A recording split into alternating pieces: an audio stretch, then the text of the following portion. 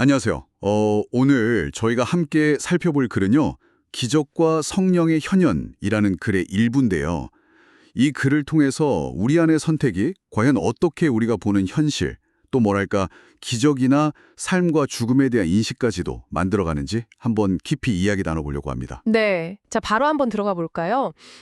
핵심은 이런 것 같아요. 우리가 그냥 눈으로 보는 세상 있잖아요. 이게 그냥 저밖에 객관적으로 딱 존재하는 게 아니라 사실은 우리 마음속에서 벌어지는 일. 그게 거울처럼 비춰진다는 거죠. 네네, 정확합니다. 이 글은 바로 그 지점, 우리 내면의 상태와 우리가 경험한 외부 세계 사이의 그 연결고리를 파고들거든요. 여기서 내면 상태를 이끄는 걸 두 가지로 나눠요. 하나는 이제 성령, 사랑이나 진실과 연결된 지혜 같은 거고요. 다른 하나는 에고, 그러니까 두려움이나 분리에 기반한 그런 생각체계죠. 그래서 우리가 세상을 인식한다는 건 그냥 수동적으로 보는 걸 넘어서서 어떤 현실을 내가 경험할지 능동적으로 초대하는 과정이라는 거예요. 아, 초대요? 그러니까 기적이 그냥 어쩌다 일어나는 행운 같은 게 아니고 이 글에서는 이걸 증인이라고 부르더라고요. 뭔가 다른 종류의 배움, 그러니까 성령의 인도를 따르는 그런 변화가 일어나고 있다는 어떤 증거라는 거네요. 네, 맞아요. 그런 가시적인 증거인 셈이죠.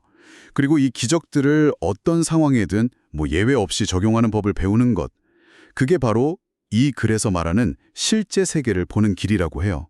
왜곡 없이 현실을 보는 거죠. 실제 세계. 보통 우리는 이건 작은 기적, 저건 엄청 큰 기적 이렇게 생각하기 쉽잖아요. 네, 그렇죠. 근데 이 글은 기적에는 어려움의 등급 이런 건 아예 없다고 딱 잘라 말이요. 아, 그래요? 네. 어떤 문제든 마음을 바꾸면 기적이 가능하다. 그러니까 작은 짜증을 푸는 거나 아니면 정말 큰 위기를 넘기는 거나 거기에 쓰이는 마음의 힘은 본질적으로 같다는 이야기죠. 와, 그건 정말 생각의 틀을 깨는 이야기인데요. 그럼 그 비유도 생각나네요. 바람은 눈에 안 보이잖아요. 근데 나뭇잎 흔들리는 걸 보면 바람이 부는구나 알 수 있듯이 성령 자체는 볼 수 없어도 그 결과인 기적을 통해서 그 존재를 알 수 있다. 이런 내용도 있었죠. 네, 맞습니다. 보이지 않는 것의 존재를 그 결과, 즉 현현을 통해 이해하게 된다는 원리를 강조하는 부분이죠. 기적은 우리가 보통 생각하는 물리법칙, 시간이나 공간, 크기 같은 제약을 넘어선다고 묘사되거든요. 이런 어떤 초월적인 결과를 보면서 성령이라는 다른 현실의 힘, 그 본질을 우리가 감지하게 된다는 겁니다. 여기서부터가 진짜 재밌어지는 것 같은데 그 구절이요. 당신이 기대하는 것을 보고 당신이 초대하는 것을 기대한다. 이게 정말 우리가 세상을 그냥 받아들이는 게 아니고 말 그대로 우리가 원해서 우리가 불러들였기 때문에 경험한다는 뜻인가요? 이거 좀 받아들이기 쉽지 않을 수도 있겠는데요. 네, 그렇죠. 상당히 좀 급진적인 생각일 수 있어요. 이게 바로 내면의 안내자를 누구로 선택하느냐와 직결되는 거예요. 당신은 내면에서 성령을 초대해서 그 증거인 사랑이나 평화, 기적을 보고 싶어 하냐는 거죠. 아니면 나도 모르게 에고를 초대해서 그 증거인 두려움, 갈등, 문제를 계속 보고 있냐는 거예요. 결국 당신이 마음속에서 찾고 집중하는 것, 그걸 외부 세계에서 발견하게 된다는 의미입니다. 진짜 거울 같아요. 그렇다면 아무리 상황이 막막해 보이고 어쩔 수 없어 보일 때도 그 순간에도 우리에게는 선택권이 있다는 거네요. 상황을 다르게 보고 사랑이나 평화를 선택할 그 입 말이에요. 네, 그리고 바로 그 선택이 치유로 이뤄진다고 설명해요. 근데 여기서 치유는 단순히 몸이 낫는 것만을 말하는 게 아니에요. 더 근본적으로는 내면에서 오직 하나의 목소리, 즉 성령, 사랑의 목소리만을 따르기로 결정하는 것. 그걸 통해서 분열된 마음을 하나로 통합하는 과정 전체를 치유라고 보는 거죠.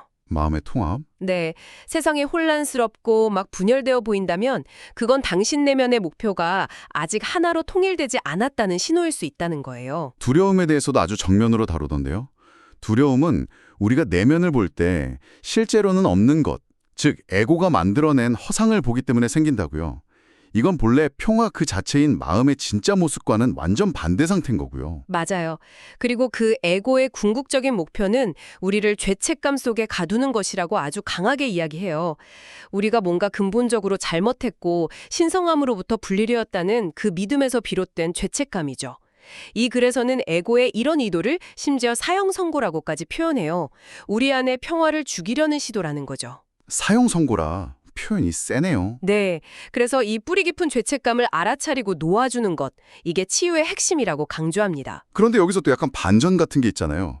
글 속 화자, 나는 자신이 죽음을 극복했고 이건 자기만을 위한 게 아니라고 선언하죠. 이건 어떻게 봐야 할까요? 이건 문자 그대로 육체적 죽음을 넘어서는 이야기로 해석하는 게 좋을 것 같아요. 당신 안에도 죽지 않는 영원한 현존, 즉 성령이나 사랑과 연결된 그 본질이 있다는 거죠. 그것을 스스로 깨닫고 삶에서 이렇게 드러내는 법을 배우면 죽음이라는 개념 자체에 대한 인식이 완전히 바뀐다는 뜻으로 볼 수 있어요. 그러니까 영원한 것에 초점을 맞추게 되면 죽음이라는 일시적인 현상은 더 이상 실제적인 힘을 갖지 못하게 된다는 그런 관점이죠. 어쩌면 죽음에 대한 가장 큰 두려움에 대한 답일 수도 있겠네요. 와, 그럼 이 모든 내용을 종합해보면 여러분께는 이게 어떤 의미로 다가오시나요? 이 글은 당신의 경험이 결코 수동적인 게 아니라고 말하는 것 같아요.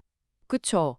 오히려 당신 내면의 선택, 무엇을 중요하게 여기고 무엇에 마음을 맞추기로 결정하는지, 바로 그것이 당신이 보고 경험하는 현실을 적극적으로 만들어간다는 거예요.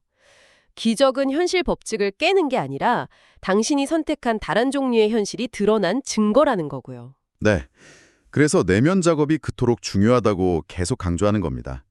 바깥 세상은 당신 마음의 거울이니까요.